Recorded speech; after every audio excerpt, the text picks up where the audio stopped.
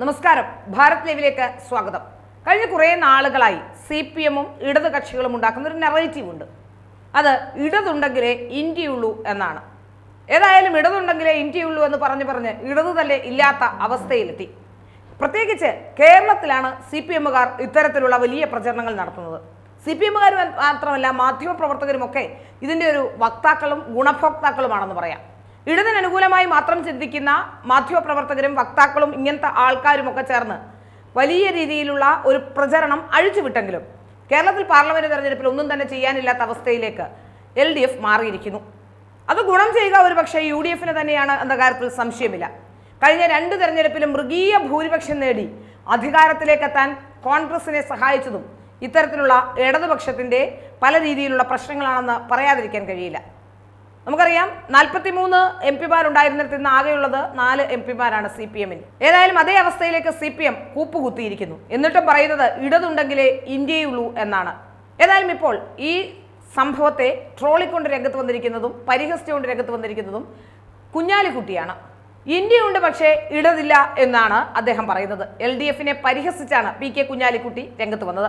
ലോക്സഭാ തെരഞ്ഞെടുപ്പിൽ ഇടതുപക്ഷത്തിനുണ്ടായ കനത്ത തോൽവിയെ പരിഹസിച്ച് മുസ്ലിം ലീഗ് നേതാവ് PK കുഞ്ഞാലിക്കുട്ടി രംഗത്ത് വരുന്നു. LDF-ന്റെ തെരഞ്ഞെടുപ്പ് വാചകത്തെ പരിഹസിച്ചായിരുന്നു കുഞ്ഞാലിക്കുട്ടി രംഗത്തെത്തിയത്.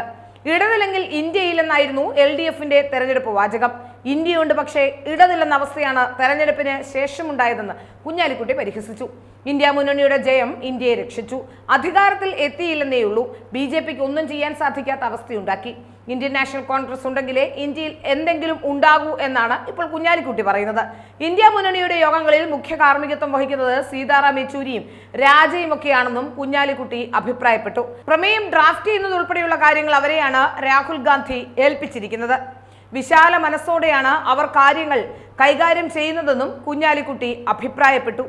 കുഞ്ഞാലിക്കുട്ടി പറയുന്നത് കോൺഗ്രസ് ഉണ്ടെങ്കിലേ ഇപ്പോൾ ഇന്ത്യയുള്ളൂ എന്നാണ്. ഏതായാലും രണ്ടുപേരും തമ്മിൽ പറഞ്ഞതിൽ വലിയ വ്യത്യാസമൊന്നുമില്ല. രണ്ടും ഒരേ കണക്ക് തന്നെയാണ്. ഈ ഒരു തെരഞ്ഞെടുപ്പിൽ ഏതാണ്ട് 26ഓളം സഖ്യങ്ങളെ കൂടെ കൂട്ടി അല്പം വിജയം കൈവരിക്കാൻ കഴിഞ്ഞിട്ടുണ്ട് എന്ന് വെച്ചിട്ട് കോൺഗ്രസ് ഉണ്ടെങ്കിൽ ഇന്ത്യയുള്ളൂ എന്നൊന്നും പറയേണ്ട കാര്യം കുഞ്ഞാലിക്കുട്ടിക്കില്ല. കുഞ്ഞാലിക്കുട്ടി അർത്ഥം വെക്കുന്നത് എനിക്ക് തോന്നുന്നു ഈ ഇടതിനെ ട്രോളിക്കൊണ്ട് അത് ഇടതിനോടുള്ള ഈ ഇന്ത്യ സഖ്യത്തിൻ്റെ ആ ഒരു മനോഭാവം, പ്രത്യേകിച്ച് രാഹുൽ ഗാന്ധിയുടെ മനോഭാവം തങ്ങൾക്ക് പ്രാമുഖ്യം കിട്ടുന്നില്ല എന്നൊക്കെ ഒന്ന് പറയാനുള്ള ശ്രമമാണ് എന്ന് തോന്നുന്നു. അല്ലെങ്കിൽ ഇത്രയും കാലം ഇടത് വലത് മുന്നണികൾ ഒരുമിച്ചാണല്ലോ ഇന്ത്യ സഖ്യം, പിന്നെ എന്തിനാണ് ഇങ്ങനെ ട്രോളുന്നത് എന്ന് മനസ്സിലാവുന്നില്ല.